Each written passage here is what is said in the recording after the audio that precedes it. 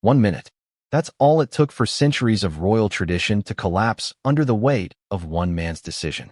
1 minute ago, King Charles III quietly executed a move so unprecedented, so irreversible, so emotionally brutal that even those closest to the monarchy are still asking the same question you're probably asking right now. What on earth drives a father to erase his own son, his own grandchildren, from the very future of the crown? Before we continue, please hit the like button, subscribe to the channel, and turn on the notification bell for updates. Let that sink in for a moment. Because when a family argues, it's messy. When a dynasty fractures, it's catastrophic. And when a monarchy, one of the oldest, most symbolic institutions in the world, decides to cut away an entire branch of its bloodline, something bigger, darker, and far more explosive is happening behind the scenes than anything the public has been told. You're about to hear why, but not all at once. Not yet. Because if you knew everything right now, the story wouldn't hit with the same force, the emotional punch that it deserves. And trust me, what you're about to hear deserves every second of your attention. So let's start at the moment this entire saga truly ignited. Picture this: Buckingham Palace, late afternoon. A gray sky hanging low like a warning. A quiet tension in the air. Staff rushing with quickened steps, but trying not to look obvious. Doors closing a little faster than usual. A specific set of royal advisors suddenly summoned to an unplanned meeting at Clarence House. And in the center of it all, King Charles. Not the ceremonial figurehead, not the ribbon-cutting monarch you see on television, but the man who has been forced to choose between the crown he swore to protect and the family he spent his entire life trying to keep together.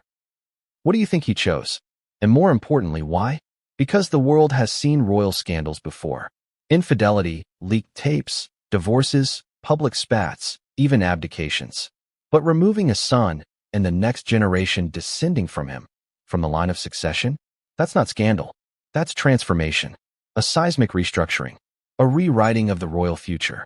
And it didn't happen overnight. This wasn't a rash emotional reaction. This wasn't a father lashing out. This was something calculated, heavy, sobering.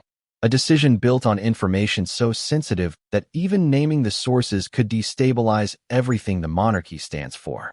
So here's what we know so far, and what you need to know to understand the storm you're stepping into. First, the royal household hasn't been quiet. If anything, insiders describe the energy inside Buckingham Palace as a controlled panic, an attempt to prevent leaks while simultaneously preparing for the inevitable explosion the moment the public finds out. And second, this is not about petty drama. It isn't about Meghan's behavior. It isn't even about Harry's memoirs or Netflix shows or interviews. Those were symptoms. This decision? This was about something deeper, something structural, something threatening enough that senior advisors reportedly gave King Charles a chilling ultimatum. Act now, or risk losing control of the monarchy entirely. Imagine hearing those words from the people whose only job is to protect the crown. What would you do? Now, before we explore how Charles reached his breaking point, let's address the question that has everyone confused, angry, emotional, and glued to their screens. Why now? Why today? Why suddenly? Because for years, Charles hesitated. He held on to hope. He believed things might change, that wounds might close, that the family he raised might eventually return to the fold. But earlier this week, according to palace insiders, something happened. Something no one expected. Something that forced Charles to confront the one truth he never wanted to accept. The break wasn't temporary. The damage wasn't reversible. The future wasn't safe. And that, more than anything, is what triggered the quiet emergency meeting that would lead to today's unprecedented announcement. Let's slow down for a moment and talk about stakes. Because this isn't just a royal dispute. This is the line of succession, a constitutional framework that determines who inherits the throne of the United Kingdom and 14 other nations. You cannot simply erase people from it without monumental justification. You cannot do it quietly without blowback. You cannot do it lightly without consequences that ripple through governments, laws, and international relationships. So what made Charles believe he had no other choice? Well, in the days leading up to today's decision, several major events converged, almost like a perfect storm. A senior advisor resigned unexpectedly. A government liaison reportedly delivered a disturbing intelligence update. A legal document from the United States was flagged as high relevance. A security concern involving the Sussexes resurfaced. A royal aide leaked concerns about Archie and Lilibet's official records. And a private confrontation between William and Charles left the king visibly shaken. All of that within 72 hours. Coincidence? Or coordinated chaos? Let's ask a better question. Who benefits from the timing? Because the monarchy doesn't operate in randomness. Nothing is left to chance. Every decision is weighed, every statement reviewed, every move measured. So removing 3 individuals and an entire family line from succession isn't a spontaneous reaction. It's the final step of a long, reluctant, painful process. And here's where things get especially interesting. According to multiple palace insiders, who spoke only under strict anonymity, this wasn't supposed to be made public. Not yet. Not today. The plan was to finalize the legalities, inform both brothers privately, notify key governments, and then reveal the decision in a carefully staged announcement weeks or even months later. But that didn't happen, because someone leaked. One message, one email, one screenshot, and suddenly the press knew. Did the leak come from inside the palace? Or from someone trying to sabotage the rollout? Or, more dangerously, from someone wanting to force Charles's hand before he was ready? We'll explore that soon. For now, let's return to the emotional center of this story. Imagine Charles in his private study. Papers spread across his desk. Advisors urging action. A father's heart breaking. A king's duty sharpening. The weight of the crown pressing on his shoulders like lead. Imagine him looking at photographs of Harry as a boy, laughing, carefree, still untouched by the storms that would later swallow him. And now picture the moment Charles realizes that child is gone. That the man he has become stands on a path so separate, so conflicted, so incompatible with the future of the monarchy that keeping him in the line of succession would put everything at risk. What does a father do when the son he loves becomes a liability to the institution he was born to protect? That is the emotional core of today's saga. And yet, beneath that emotion lies another truth, one colder, sharper, and far more political. The crown survives by stability, by predictability, by maintaining trust. And in recent years, the actions of Harry and Meghan have created fractures, controversies, legal issues, and international questions that advisors say could weaken the monarchy's long-term survival. It wasn't just the interviews.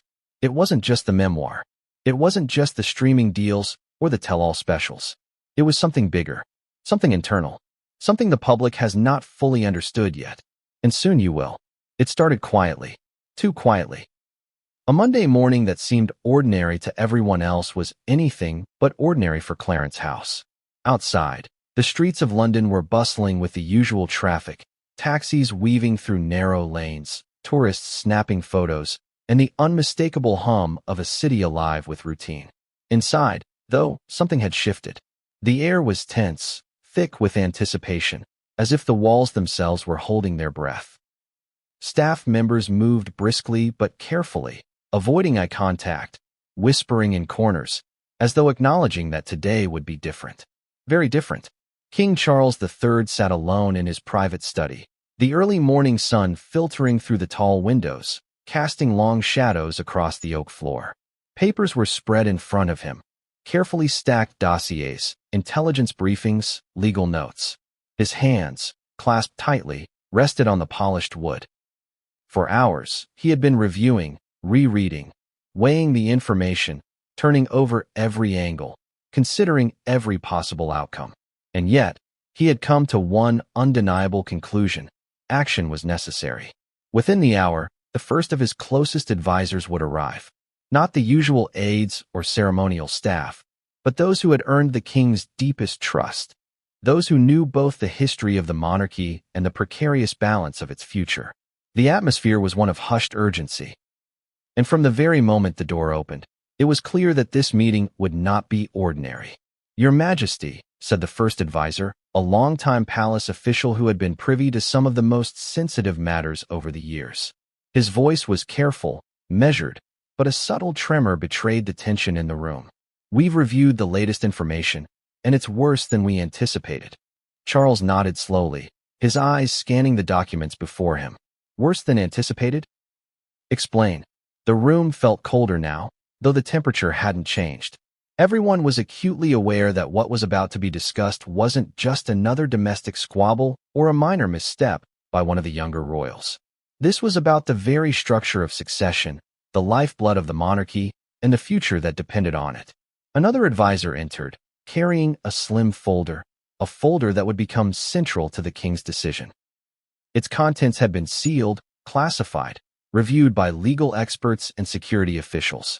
The moment it touched the desk, the room seemed to hold its breath. Charles lifted the top sheet slowly, eyes narrowing as he absorbed the information. The documents outlined a series of increasingly alarming developments involving Prince Harry and Meghan Markle. Not just public missteps, but private actions, financial arrangements, strategic alliances, and international engagements that threatened the monarchy in ways that were not immediately visible to the public. And then there was the most delicate topic of all, the legitimacy and status of Archie and Lilibet within the line of succession. The implications were immediate, complex, and potentially catastrophic. As the advisors presented their assessments, a sense of unease grew. One by one, they spoke, cautiously, carefully, highlighting risks, presenting evidence, and even raising moral concerns. Some were clearly conflicted. After all, they weren't just advisors. They were custodians of a family, and now they were being asked to weigh in on actions that would affect blood relatives. Charles listened, asking precise, measured questions. Every word was deliberate. Every pause was heavy with thought. He knew this wasn't about being reactive. He knew this wasn't about anger or pride. This was about survival, both of the institution he had inherited and of the legacy he would leave behind. But even as the meeting progressed, one moment stood out. A statement so pointed, so explosive, that it shifted the entire atmosphere. An advisor, usually measured and composed, leaned forward and spoke softly, but with unmistakable gravity. "Your Majesty, if these actions are allowed to continue unchecked, we risk losing the integrity of the monarchy. It's not just about perception. It's about control, tradition, and stability." And the advisor's eyes flicked briefly toward the folder. "There is evidence that this may extend to the next generation." Charles's jaw tightened. He knew immediately what that meant. He had feared it, yes. He had hoped against hope that the fears were exaggerated. But the evidence now laid before him was undeniable. Questions swirled through the room. Could they act without public uproar? Could the younger generation be disciplined without fracturing family bonds beyond repair? What would be the legal implications? The constitutional ramifications? And most importantly, what would the public think if this action ever became known? Every option seemed fraught with peril. Every hesitation carried risk. Charles could delay, hope for reconciliation, or seek alternative measures, but time was not his ally. And the longer he waited, the more dangerous it became. One advisor, known for their strategic acumen, leaned in and said, "Your Majesty, I must be blunt. Delaying action now may result in a situation that cannot be rectified later. The succession lines, the titles, the public perception, it's all at risk. The longer we wait, the more entrenched the consequences become." There was a long pause. Silence stretched across the room. The only sound was the ticking of a clock somewhere in the palace, marking the relentless march of time. Charles's eyes, usually so steady, reflected a storm of emotions: love, concern, regret, responsibility. He was acutely aware of the human cost, of the personal cost. But he was also aware that he bore a responsibility far greater than any one family member, the crown itself. The discussion moved toward logistics. Legal experts explained how a removal from the line of succession could be enacted step by step. It wasn't as simple as a signature. There were documents to prepare, protocols to follow, letters to notify, records to amend. And yet, despite the complexity, there was a sense of inevitability settling over the room. Charles spoke quietly but firmly. "We proceed," he said. The words, though calm, carried the weight of finality. The advisors exchanged glances, some relieved, some apprehensive. They knew what this meant. They knew the path that had just been chosen. There would be no turning back. At that moment, the door opened slightly, and another senior figure entered. The one person whose opinion Charles valued above all others, Prince William. His expression was serious, cautious. He had been briefed on portions of the evidence, but was now present to witness the final discussions before decisions were formalized. William's presence added another layer of gravity. The brothers stood not just as siblings, but as representatives of two generations, the past and the future of the monarchy. And yet, despite the tension, Charles remained resolute. He had made the decision in his mind, and now it was a matter of execution. The rest of the meeting involved detailed planning. Who would be informed first? How to control leaks? What public statements could be prepared in advance? Each point, while technical, carried enormous emotional weight. Advisors debated the potential backlash, weighed the public relations consequences, and discussed the possible emotional fallout for Harry and Meghan. Even within this carefully controlled environment, there were small flashes of human emotion. Whispers, sighs, averted eyes. No one could ignore the fact that these weren't just policy decisions. They were family decisions, decisions that would reverberate through private lives just as much as public ones. Yet, amidst all the careful discussion, one thing became painfully clear. The king's resolve had hardened. The more he considered the implications, the more convinced he became that the action, though severe, was necessary. And he would act swiftly, decisively, and without hesitation. As the meeting concluded, there was a shared understanding of the stakes. Charles would proceed. Harry and Meghan, and their children, would be removed from the line of succession. Not tomorrow, not next week. Now, immediately. The advisors left the room one by one, carrying the weight of what had just been decided. Outside, the palace seemed quieter than usual, almost reflective. The city carried on, unaware that a historic moment had just been set into motion, a decision that would soon make headlines around the globe. Charles remained seated for a long moment after everyone had departed. He looked out the window at the streets below, thinking about the son he had raised, the grandchildren he rarely saw, and the legacy he now had to protect. Love and duty, family and crown, intertwined in a way that left no easy choices. And then, quietly, almost imperceptibly, a subtle notification appeared on his phone. A message from a source he trusted implicitly. A leak. A single detail that threatened to make everything public far sooner than anyone expected. Charles looked down at the screen. A flicker of shock crossed his face. And in that moment, he realized that the calm, controlled action he had just orchestrated was about to collide with a reality he hadn't fully anticipated. It wasn't just another Tuesday. Not for King Charles. Not in the wake of the Clarence House meeting. He had already made the decision, or at least had committed himself mentally to it. But reality had a way of complicating even the clearest resolutions. And that reality arrived in the form of a briefing so thorough, so damning, and so delicate that it instantly demanded his full attention. The briefing wasn't something Charles had asked for. It came unsolicited, flagged as urgent by the intelligence liaison assigned to the palace. A small, unassuming folder, delivered by hand to the king's private study, carried information that could unravel the carefully laid plans of months, maybe years. Charles didn't flinch. He had faced public scandals, internal palace leaks, and media storms before. But this felt different. Your Majesty, the intelligence officer said, stepping lightly into the study, voice restrained. The contents of this briefing are classified at the highest level. We advise you to review in private before any action is taken. Charles nodded. He took the folder with a steady hand, but could feel the tension thickening in the room. He opened it carefully, each page revealing layers of sensitive information, financial records, correspondence, digital communications, and international travel logs involving Prince Harry and Meghan Markle. The documents were meticulous, leaving no question of authenticity. But it wasn't just the facts themselves that mattered. It was the pattern they revealed. Pattern. That word kept echoing in Charles's mind as he flipped through the pages. Because it wasn't one incident, one misstep, one poorly timed decision that had led to this. It was an entire trajectory. A trajectory that suggested deliberate maneuvers, strategic planning, and alliances that could threaten the monarchy if left unchecked. The intelligence briefing outlined several concerning points. Harry and Meghan had engaged in high-profile international meetings with advisors, media executives, and even financial entities that could influence public perception of the royal family. Certain actions hinted at attempts to commercialize aspects of royal life, exploiting private family status for personal gain. This was more than public visibility. It was a strategic repositioning, and the implications for succession were profound. Charles leaned back in his chair, absorbing each revelation. His mind raced through questions, possibilities, and consequences. Could this be contained? Could it be managed without public fallout?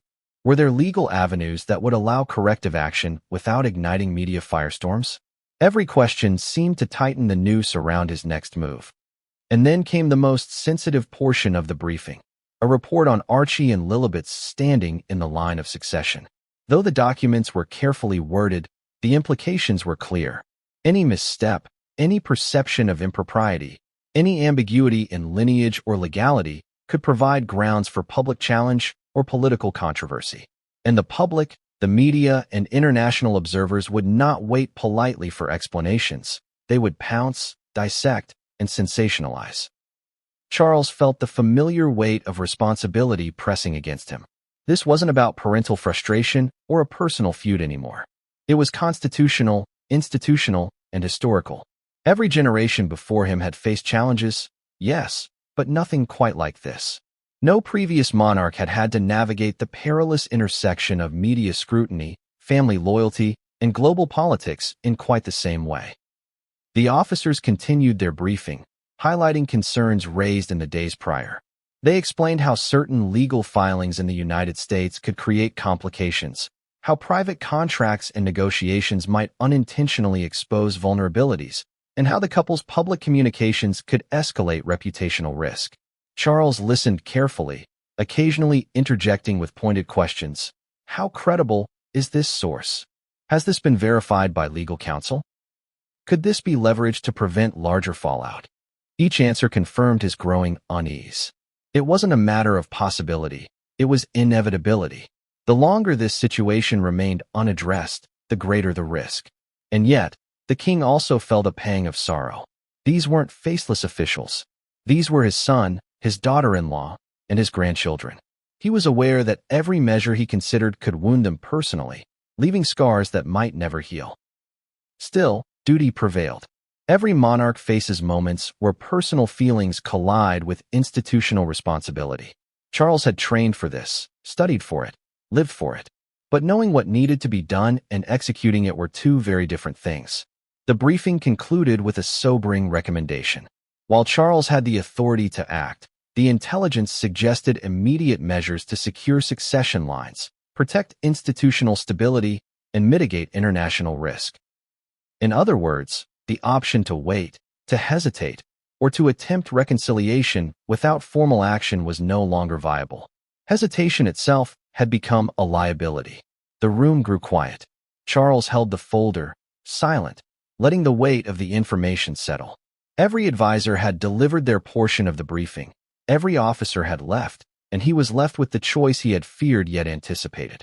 One thought surfaced with startling clarity. There would be no turning back once the next step was taken.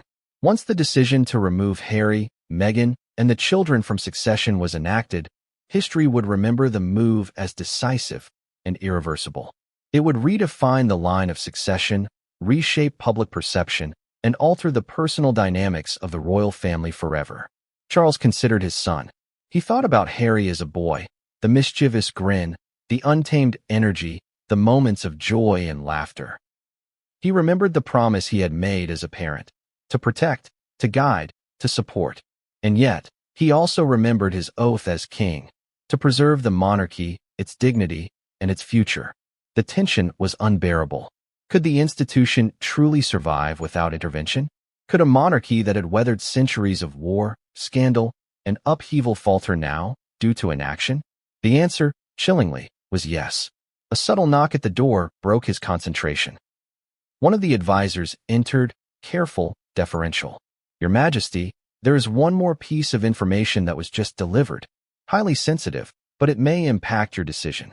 Charles raised an eyebrow. Show me. The advisor placed a single sealed envelope on the desk. Unlike the folder, this envelope carried no identifying marks, no classification, no hint of its contents.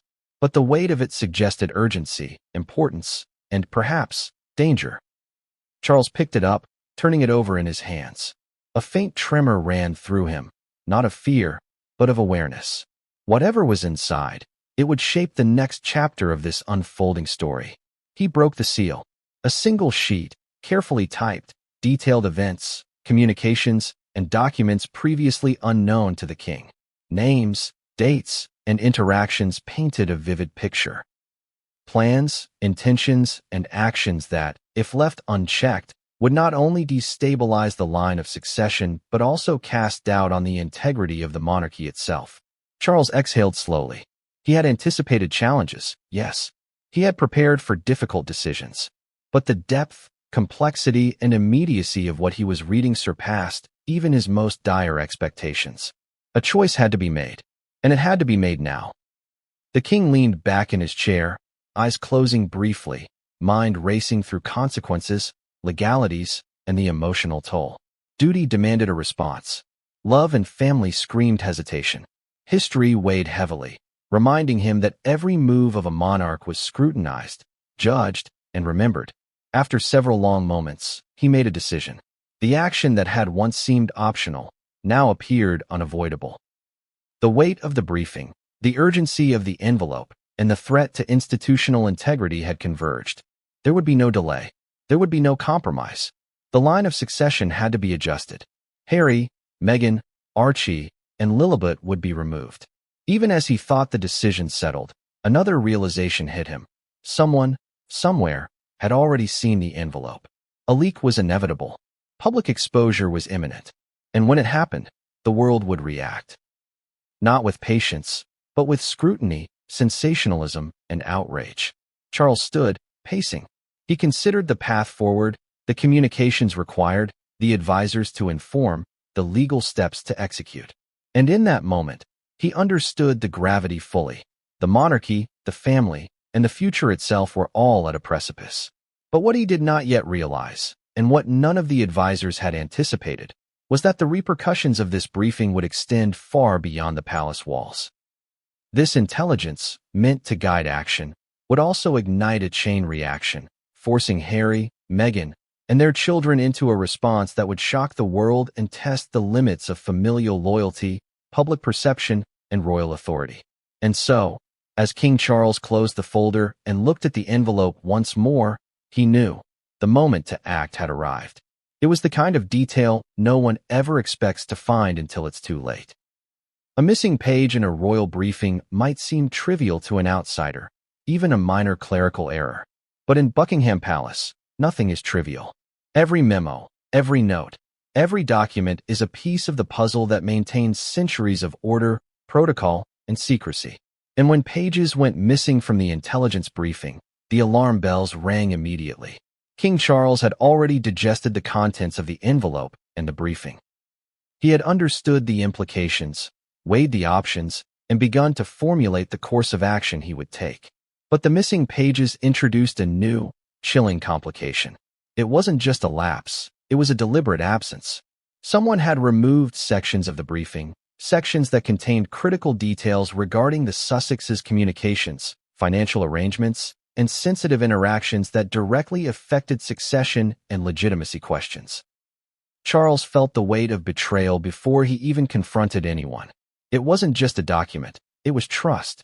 And trust, once broken within the walls of the palace, could have consequences far beyond the immediate scandal. He sat at his desk, eyes narrowing as he scrutinized the remaining documents, trying to determine what had been excised, what had been altered, and, most importantly, why.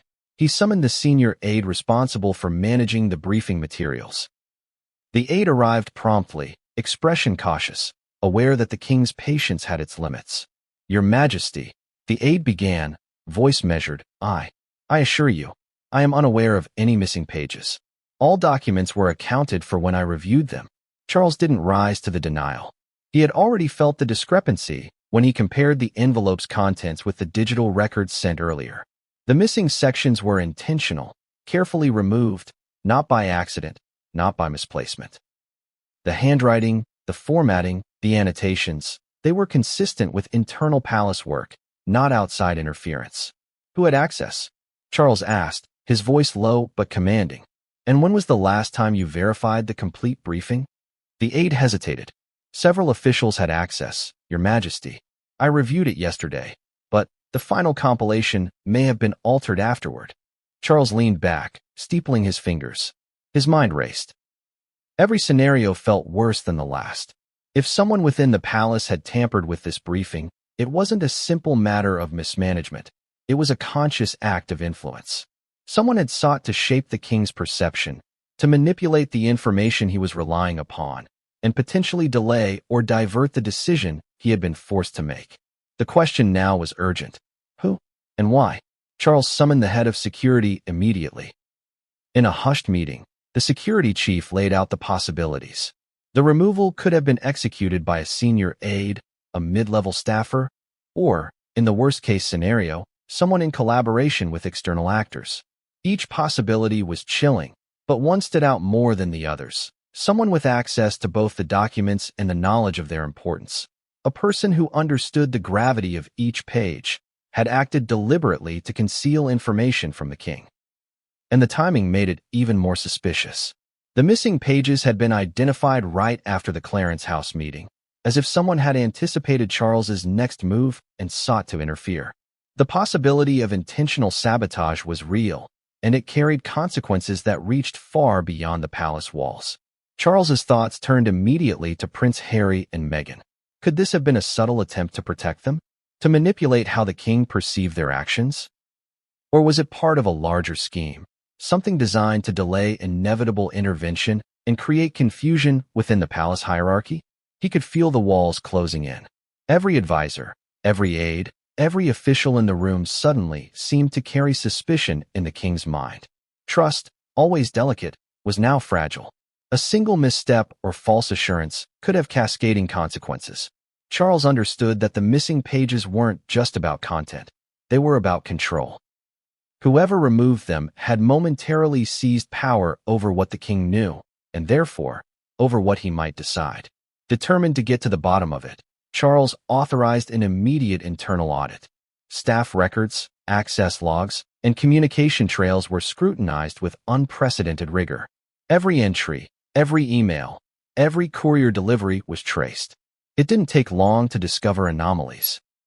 A small window of time during which the original briefing had been unaccounted for, during which certain files had been copied, edited, or removed.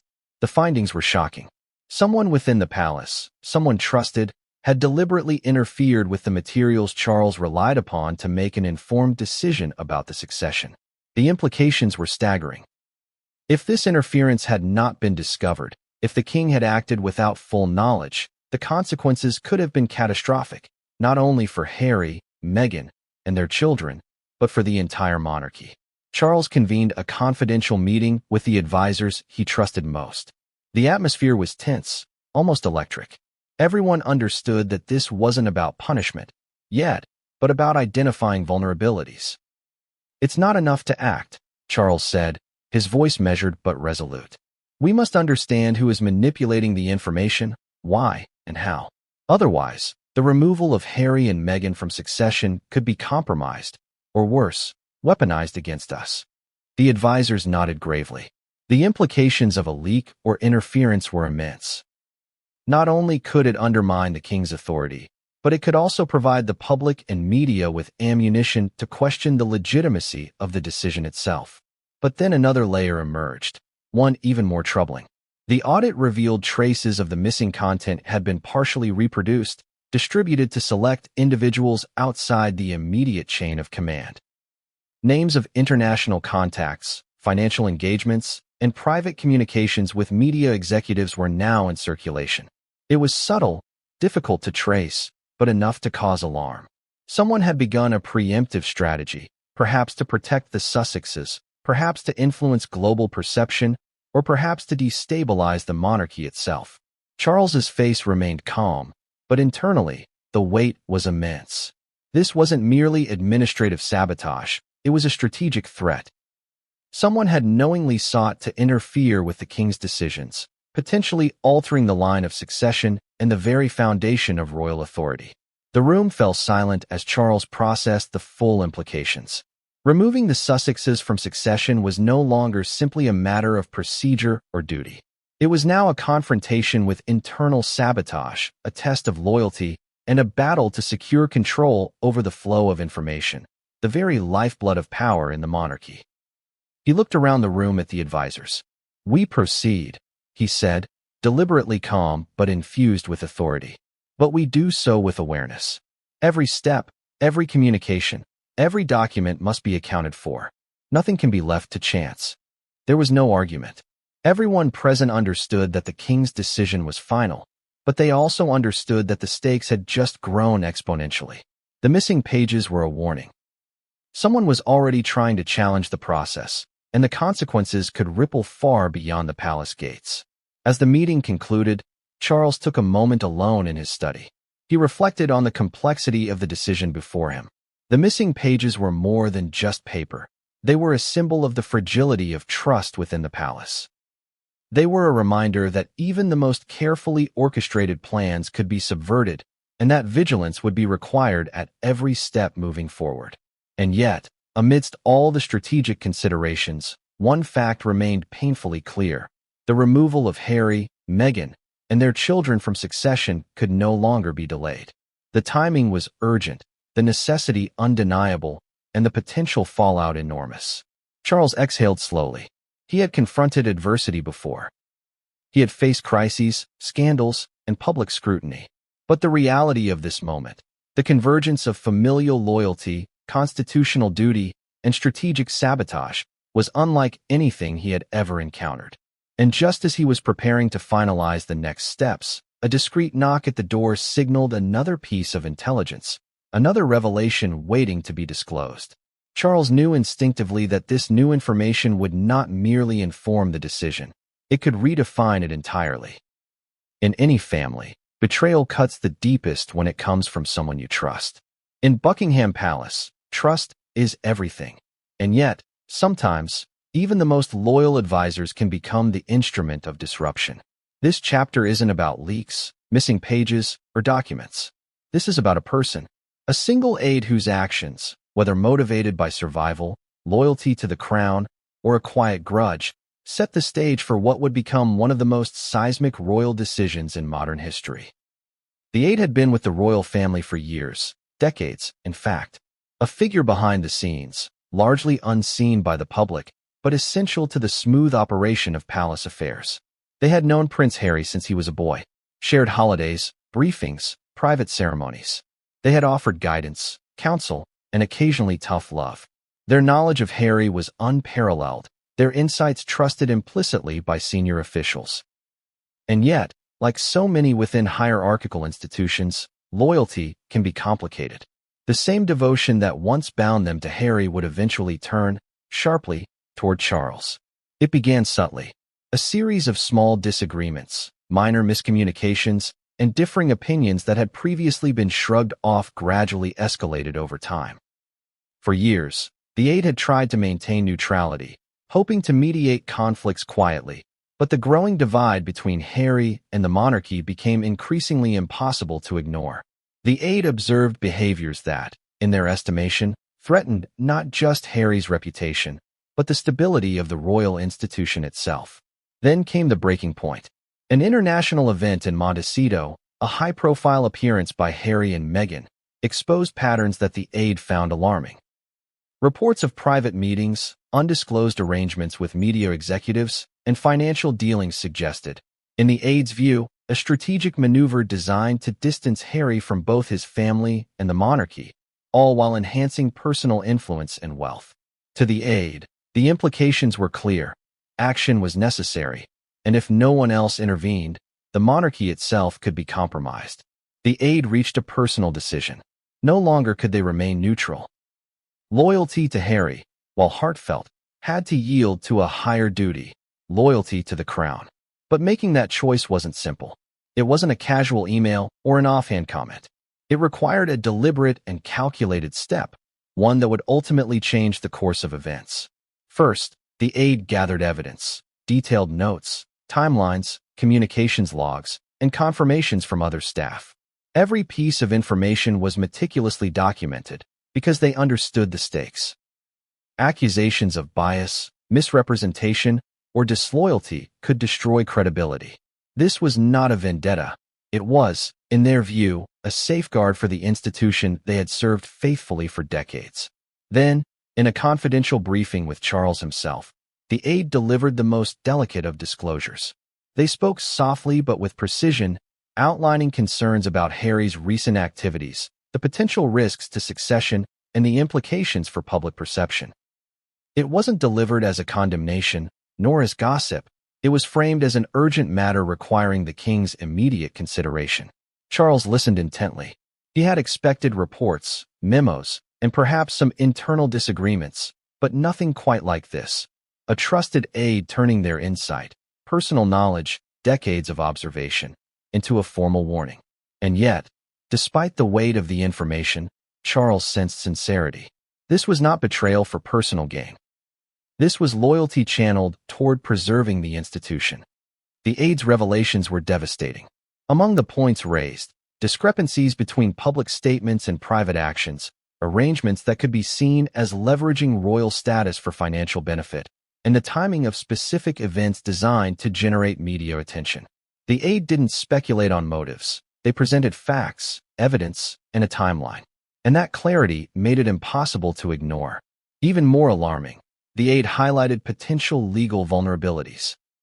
Certain actions by Harry and Meghan could, under scrutiny, be interpreted as overstepping constitutional limits, risking international complications, and inviting political interference. Charles absorbed each detail with growing concern. The aide's perspective, tempered by decades of institutional experience, cast a new light on events that had already troubled him. But what was perhaps most shocking, what would resonate deeply throughout the palace, was the aide's insight into familial dynamics.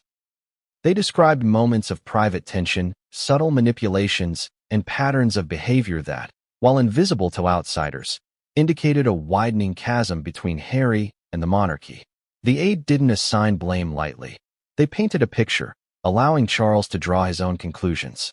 As the briefing concluded, the aide left the room quietly, leaving behind a heavy sense of responsibility. Charles remained seated, considering not just the information itself, but the implications of its source. A longtime confidant, someone who had known Harry intimately, had shifted allegiance, albeit quietly, to the crown. It was an act of profound consequence, one that would ripple through every subsequent decision. Charles's mind, however, wasn't focused solely on the aide's disclosure. It was on the path forward. The aide had provided clarity, but also a stark reminder. Action was no longer optional. The Sussexes' position within the royal family, their engagement with media and public affairs, and their relationship with the monarchy had all converged to a point that demanded decisive intervention. Delay, hesitation, or compromise could result in irreparable harm. Yet the king also recognized the human cost. Harry was still his son. Meghan, his daughter-in-law, had once been welcomed into the fold. And the children, Archie and Lilibet, innocent in every sense, would be affected most profoundly.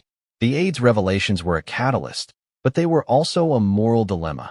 How does a father reconcile the duty to protect an institution with the love he feels for his own family? Charles's advisors weighed in, echoing the aide's warnings, emphasizing legal pathways, and highlighting procedural safeguards.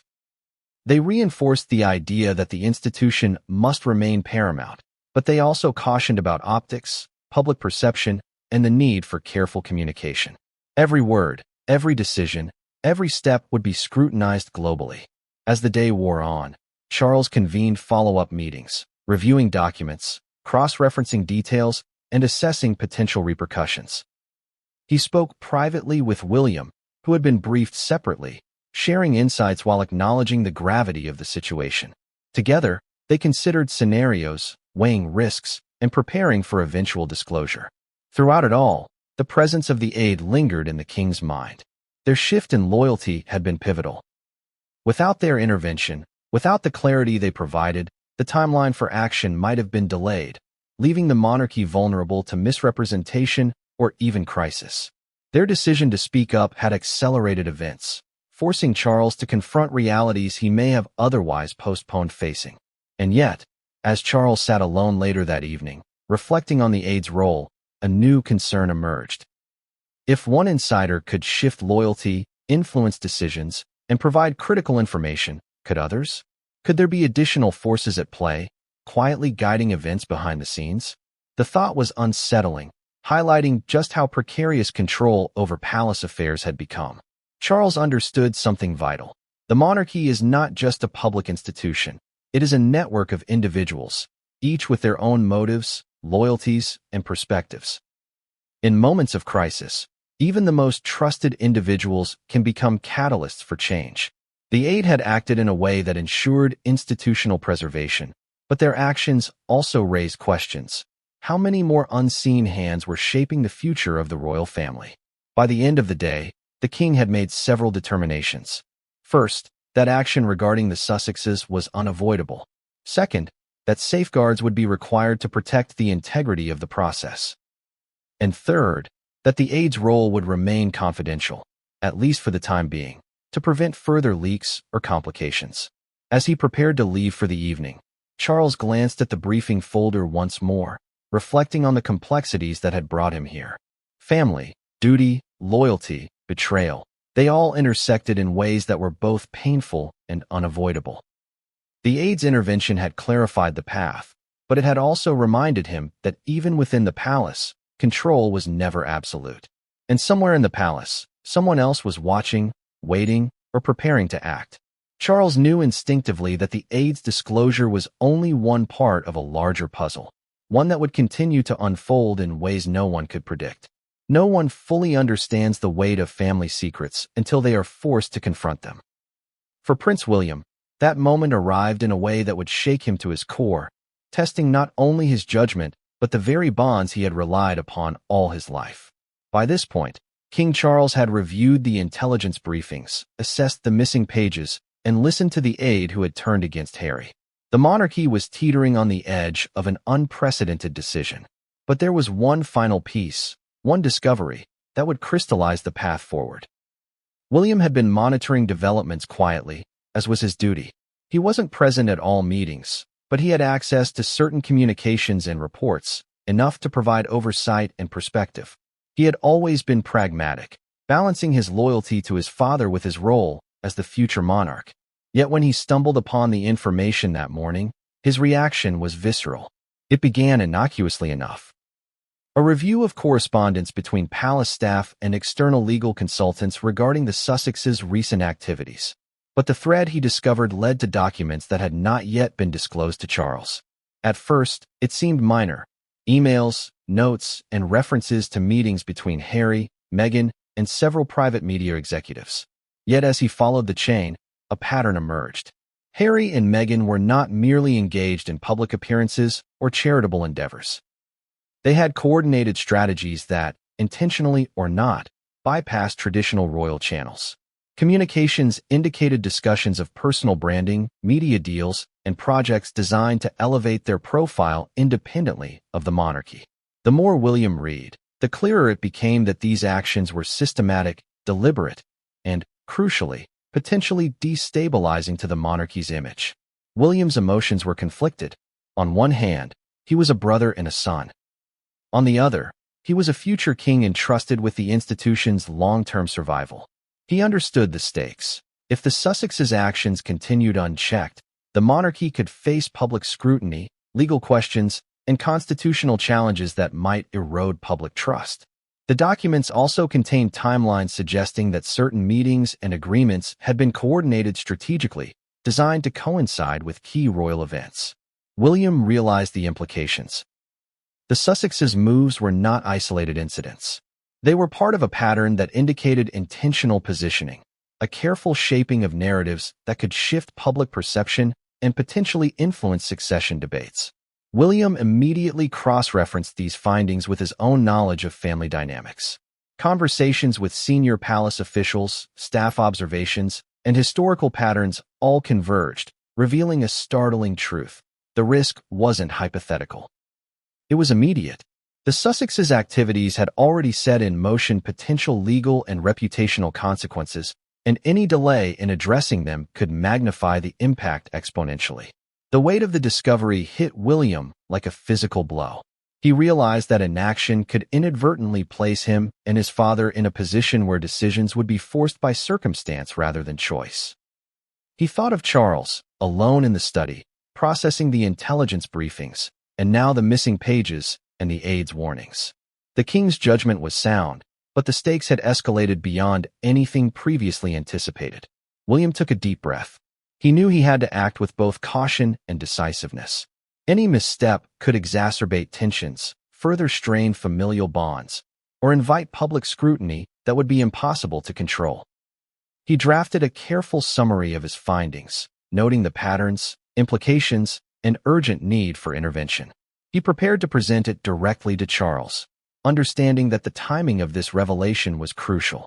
When he entered the king's study, the gravity of the situation was palpable. Charles looked up, eyes tired but alert, sensing the urgency in his son's demeanor. William spoke directly, outlining the patterns he had identified, the coordination efforts, and the implications for both public perception and constitutional stability. Charles listened intently, absorbing every detail. He asked probing questions. Had any of these activities crossed legal lines? Were there immediate threats to succession legitimacy? Could media exposure be contained? William answered honestly, acknowledging uncertainties while emphasizing the clear trajectory of risk. The king's expression darkened. So, this is not just a matter of perception, he said quietly. It is systemic, and it is intentional. William nodded. Exactly. It's not about public relations missteps. It's about strategy, about positioning, about influence that could ultimately challenge the stability of the monarchy itself. The room fell silent as both men considered the enormity of the situation. The stakes were no longer theoretical. Every decision from this point forward would have irreversible consequences. Every delay increased the risk. Every misjudgment could trigger a cascade of crises. Yet amidst the strategic assessment, William couldn't ignore the personal dimension. He thought of Harry as his brother, the boy who had once confided in him, the young man who had shared both triumphs and mistakes. He thought of Meghan, the woman who had entered the family with promise but had now become a focal point of controversy. And he thought of Archie and Lilibet, innocent children caught in a maelstrom they could neither understand nor influence. Charles broke the silence. "We have no choice," he said, his voice firm but tinged with sorrow. "We act now, or we leave the door open for consequences that could be catastrophic." William's mind raced. He considered potential fallout, public outrage, media frenzy, legal challenges, and, above all, the personal consequences for family relationships. But he also recognized the reality. Inaction was a greater risk. He reflected on historical precedents. Monarchs throughout history had faced moments where family and duty collided, where personal affection had to yield to institutional preservation. He understood that what they were about to do, removing Harry, Meghan, and their children from succession, would be controversial, emotional, and unprecedented in modern times. Yet, the integrity of the monarchy demanded it. The king and the prince then moved to plan the next steps with precision. They considered the legal process, public messaging, and internal communications. Each element required meticulous attention because any error could be amplified tenfold in the public eye. They were preparing not just a decision, but a strategy to safeguard the institution while navigating the delicate human dynamics involved. Even with the plan taking shape, William couldn't shake a gnawing unease. The discovery had illuminated a broader pattern of behavior, strategic, deliberate, and potentially manipulative, that extended beyond what even the aides and intelligence briefings had revealed. This was not just about Harry or Meghan. It was about the way influence and information could be used to reshape narratives, challenge authority, and destabilize centuries of tradition. As the meeting concluded, William knew the next steps were inevitable. The Sussexes' removal from succession was no longer a hypothetical discussion. It was imminent. Charles would act decisively, and the consequences would reverberate across the monarchy, the media, and the global public. And yet, even as they prepared for action, William could not anticipate the emotional and political storm that would follow. He knew only one thing with certainty.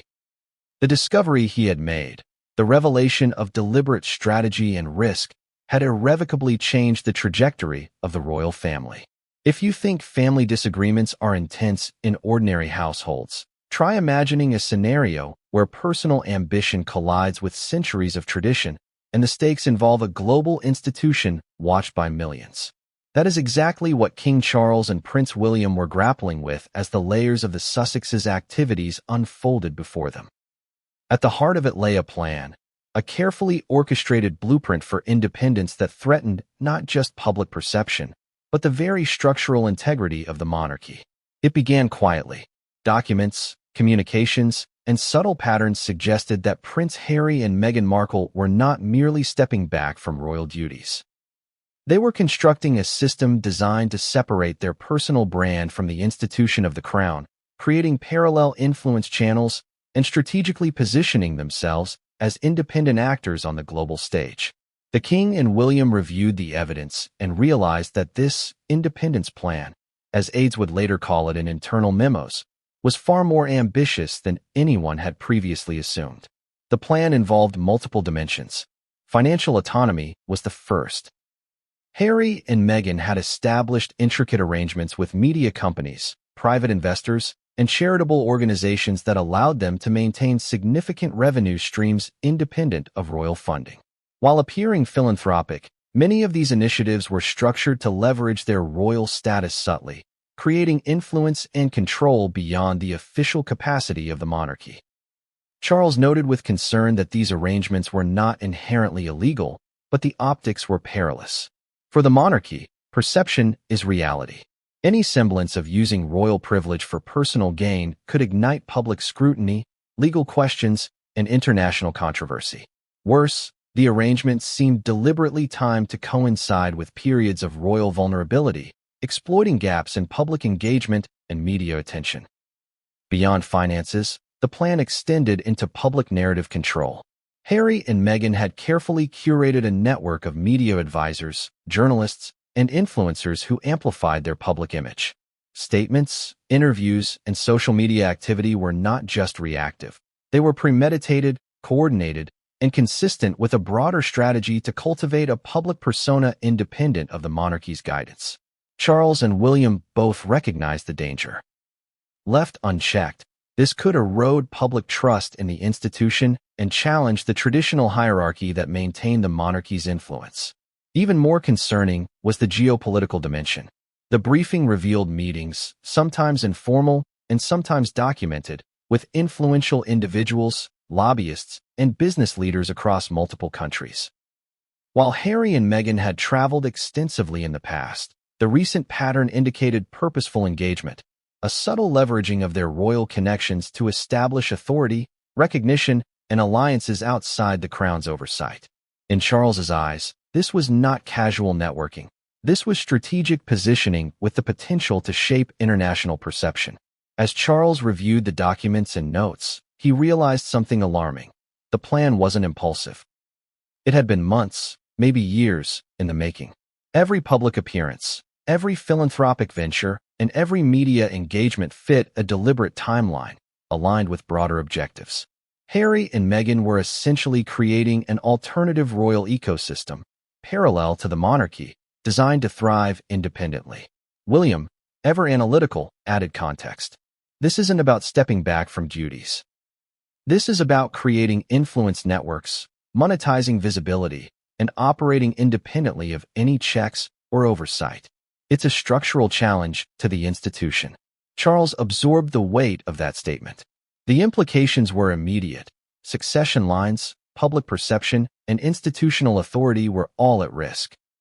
If the independence plan continued unchecked, the monarchy could face reputational collapse, constitutional challenges, and even global questioning of its legitimacy.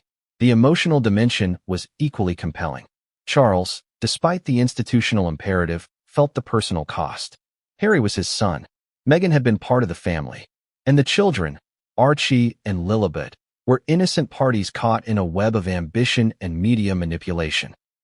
Any action to counter the independence plan would inevitably create emotional rifts, possibly permanent estrangement. The king understood the duality of his decision. Duty demanded action, but love warned against it. Consultants and senior aides emphasized the immediacy of the risk. They outlined worst-case scenarios. Public leaks exposing financial arrangements, media narratives portraying the monarchy as controlling or outdated, and potential legal disputes questioning the legitimacy of actions taken to protect the institution. Every scenario, they explained, could spiral into a crisis that no damage control strategy could fully mitigate. The briefing also revealed subtle manipulations designed to create perception gaps. For instance, certain interviews were timed during events that Charles and William would otherwise attend, subtly drawing attention away from official royal functions. Philanthropic projects, while framed as charitable, were structured to enhance personal branding and global recognition. Even wardrobe choices, appearances at galas, and selective media engagements fit a calculated timeline, reinforcing a narrative of autonomy. Charles realized that the independence plan was essentially a challenge to control. It wasn't overt rebellion. It was more insidious, strategic, patient, and difficult to counter. The monarchy relied on a combination of protocol, tradition, and public respect. When an internal member began to operate independently,